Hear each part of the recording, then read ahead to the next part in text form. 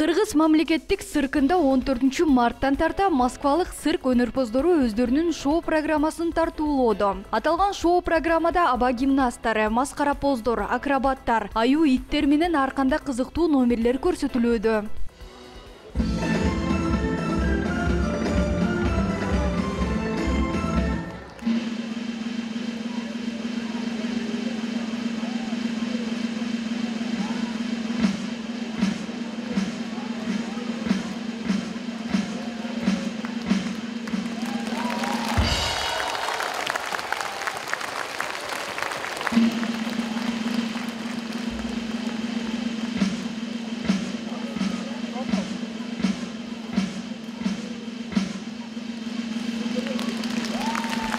Ал эми шоу программанын ичинен пирамидалардын жылдыздуу сырлары аталышындагы экзотикалык жаныбарлардын номери да көрүүчүлөрдү өзүнө тартып турду.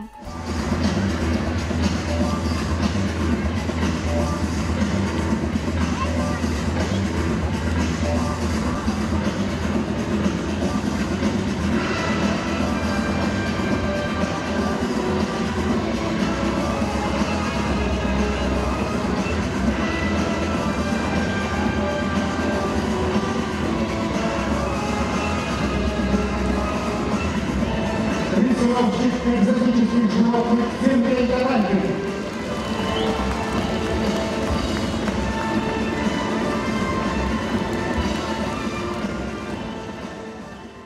Кескелдирик тукумуна кирүүчү сойлоочу чоң жаныбар крокодилдин мээси кичинекей болгондугуна байланыштуу аны машыктырып баш ийдирүү кыйындыкка турат экен. Бирок ага карабастан цирк өнөрпоздору алар менен атайын машыгып, номерлерди даярдап, элге шоу көрсөтүп келишет.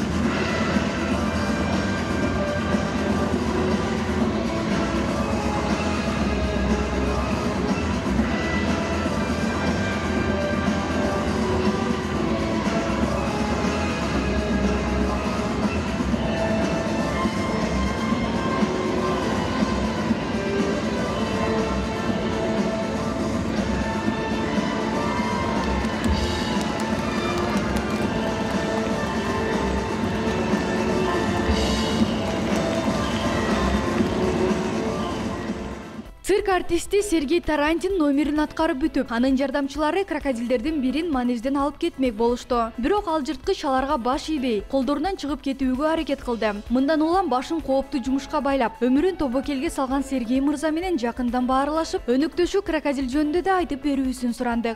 Я раньше работал с хищными животными, с другими. Мен 25 жашымдан баштап жырткычтар менен иштеп баштагам. Кызыгуум күч болгондуктан алгач канаттуулар, аюу арстандар менен иштеп, андан соң сойлоп жүрүүчү жандыктарга өткөм. Ал эми крокодилди алып жүргөнүмө 20 жылдай болуп калды. Башында менде 32 крокодилим бар эле. Азыр 3-өө калды. Аттары Серега, Саша жана Толстой. Эң узуну 3 метрди түзөп, 140 килограмм салмакта. Калгандары 1 метр 80 сантиметрди түзөт. Аларды атайы алыскы Африкадан алып келебиз. Бул жандыктар адамдардай эле көп жыл жашай алышат. Крокодилдин 60-70 тиши бар. Алардын тиши чайноо үчүн эмес, бир тиштеген жерин жылууга жөндөмдүү. Тиштери 100 жолу түшүп, кайра жаңырып турат. Эгер оозу скотч менен байланып турса, анда анын өз алдынча ачууга күчү жетпейт. Кызыгы, крокодилдер эттин чоң бөлүктөрү ашказанга жеңил ээрип сиңиш үчүн оор салмактагы ташты жутуп алышат экен. Кээде бул таш жаныбардын суу алдында тең салмагын кармап жатканга жардамын тийгизет. Мы кормим, бывает, живым кормом. Крокодилдерди ар бир дүйшөмбү күнү тирүү тоок, коюн, кээде акарачка менен багабыз. Аларга атайы жасалган ванна бар. Ошол жакта жылуу сууда кармайбыз. Эгер соосу эскирип кетсе, алмаштырып коебуз. Крокодилдерди машыктыруу кыйын болгону менен тез көнүп кетишет. Ачуусуна тийип, кыжырлантпасаң эле жоош жаныбар. Бирок жырткыч экенин унутпоо керек. Анткени бир тиштеген жерин кое бербейт. Өмүрүң менен кош айтыша берсең болот. Таиландда атайын крокодилдер фермасы бар. Ал жактагы машыктыруучулар туристтерди таң калтырчу шоуларды көрсөтүшөт. Бул жырткычты көтөрүшүп, куйругунан сүйрөп, ашказанына колун, оозуна башын салып көрүүчүлөрдү кайдыгер калтырышпайт. Мындай шоуну Сергей Мырзадан да күткөн элек. Бирок ал жарым жылдан бери андай трюктарды аткарбай калган. Номерде аткарууда крокодилдер баш ийбей ага кол салганбы, Айтур кандай окуя болгонун айтып берүүдөн баш тартты. Последнее время сейчас не засуну. Крокодилге жарым жыл мурун башымды салчым. Азыр антпей калгам. Жарааттарым айыксын. Ананда балалуу болгонумдан кийин өз өмүрүңдү ойлоп калат экенсиң. Крокодилдер туурасында кызыктуу фактылар. Крокодилдер 250 миллион жыл мурун пайда болушкан. Алар биринчи кургак жерде, кийинчерээк сууда да жашап калышкан. Деңиз крокодилинин эң узуну 7 метр, салмагы 1 тоннаны түзөт. Орто эсеп менен крокодилдер 50 жашка чейин жашашат, бирок 110 жашка жеткендери да бар экен. Крокодилдердин көпкө дери оозун ачып турганын байкасак болот. Бул анын кыжырдануусунан эмес, денесин муздатып жатканынан кабар берет. Крокодилдер адамды жеп жатканда ыйлайт деген уламыш бар. Бирок жырткыч тамактанып жатканда чындыгында эле ыйлайт. Анткени тамактануу учурунда жутуп алган аба жаш безиндеги суюктук менен аралашып, абдан көбүктүү жаш түрүндө бөлүп чыгарат экен. Мындан тышкары крокодилдин терисинен да баалуу буюмдар жасалып, баштык, кур, туфли, кийимдер тигилип келет.